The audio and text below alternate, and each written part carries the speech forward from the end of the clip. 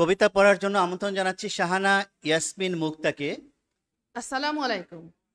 আমি এসেছি রাজশাহী থেকে কবিতা পড়তে। আমার কবিতার নাম বিশ্বপ্রভুর ডাক। দিন শেষে রাত্রি আসে যখন, রাতের শেষে দিনমণি যে হাসে।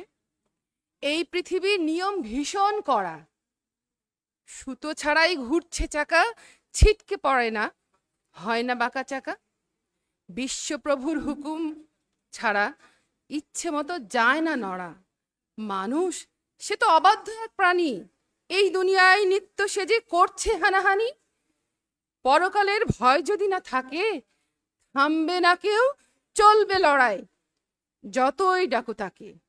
হায় রে মানুষ অবুঝ চেতন, আলো ছাড়া অন্ধকারে যেমন, যাই কি চলা ইচ্ছে মতন।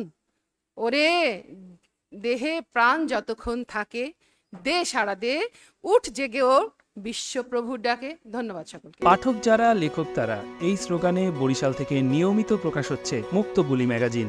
পড়ুন, লিখুন, গ্রাহক হন, বিজ্ঞাপন দিন।